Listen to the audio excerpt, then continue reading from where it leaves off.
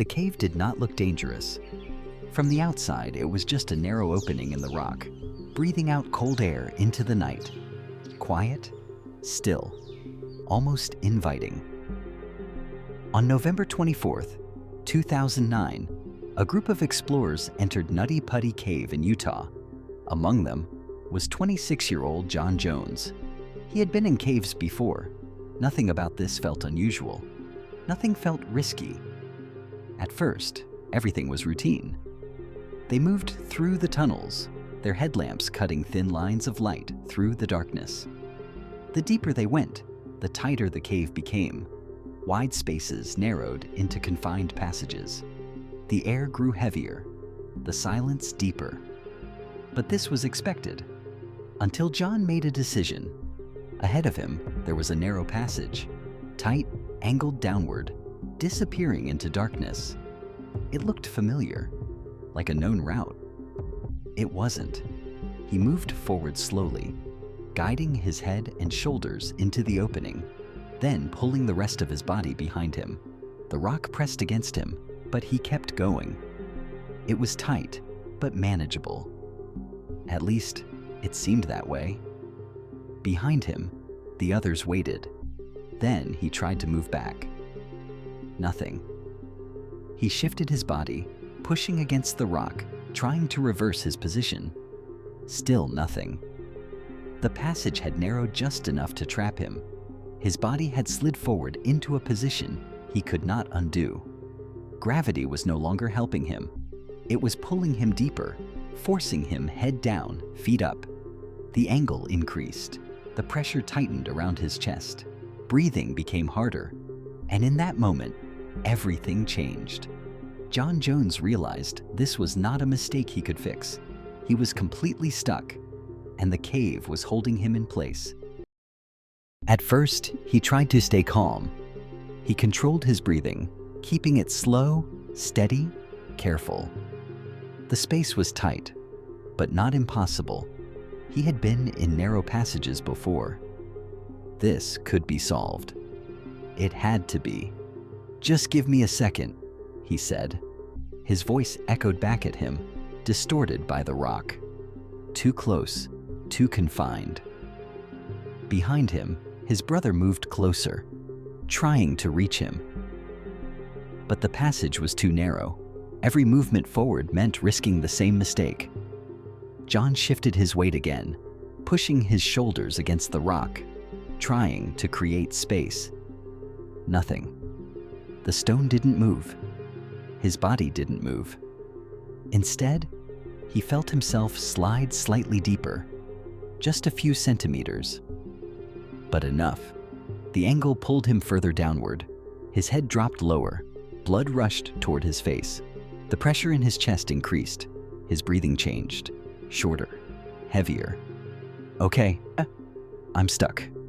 This time, it wasn't casual. It was real. His brother called for help. Voices echoed through the cave, growing louder, then fading into the distance as people moved back toward the entrance. The message spread quickly. Someone was trapped, deep inside the cave. Time began to stretch. Minutes felt longer. Movements slowed. Every attempt to adjust his position only made things worse. The more he tried, the tighter the space felt around him. When the rescue team arrived, they brought ropes, pulleys, and equipment designed for situations like this. But this wasn't like anything they expected. One rescuer carefully made his way through the narrow passage, inch by inch, until he reached John's feet. He stopped. There was no space to move. John's body was wedged at an angle that worked against him. His knees were locked, his chest compressed, and gravity was pulling him deeper with every passing minute. Still, they tried. A rope was secured around his legs. Slowly, carefully, they began to pull. For a moment, it worked. Just slightly. Just enough to feel like hope.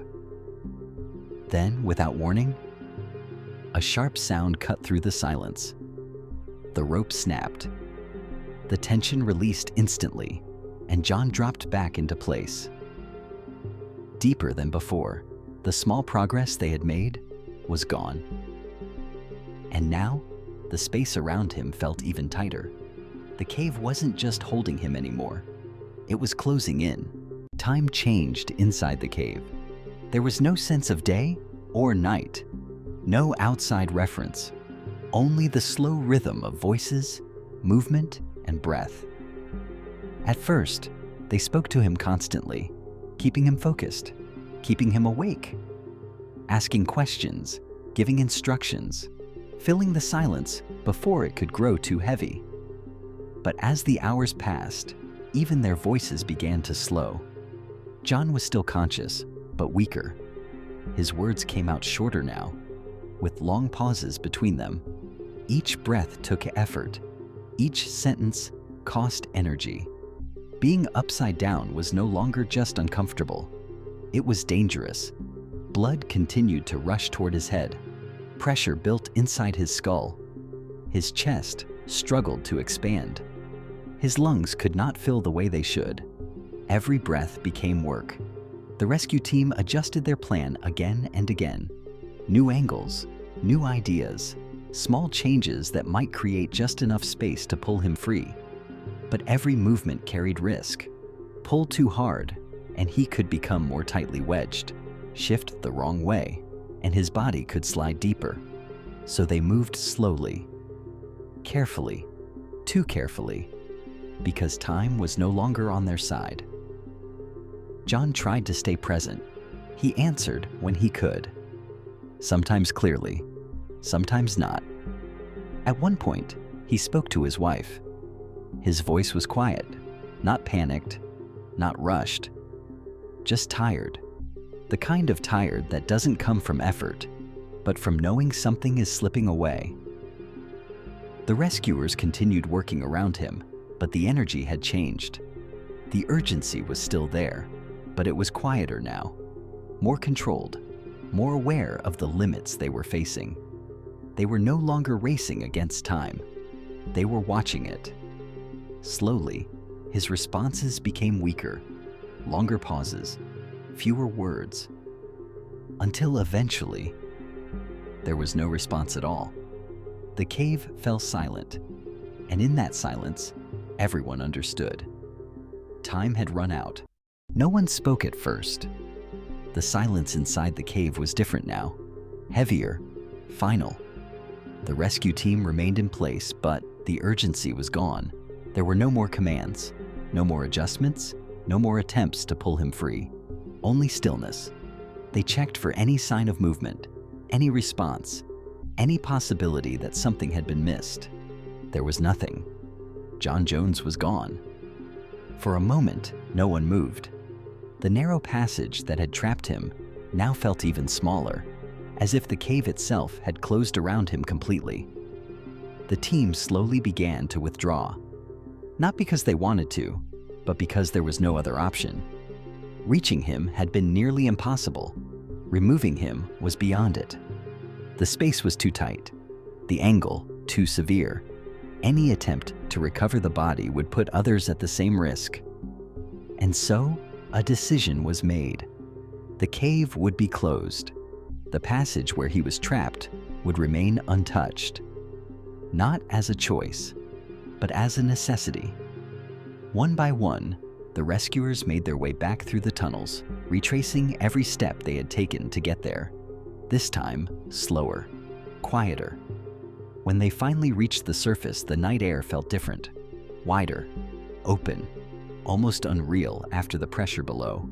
Behind them, the cave remained, unchanged, sealed from the outside, but still holding everything inside. Today, Nutty Putty Cave is closed, its entrance blocked, access forbidden. But deep beneath the ground, in a space too narrow to escape, the place where John Jones became trapped has never changed. It remains exactly as it was, silent, still, and unreachable. Some places are not meant to be explored, and some paths do not lead back.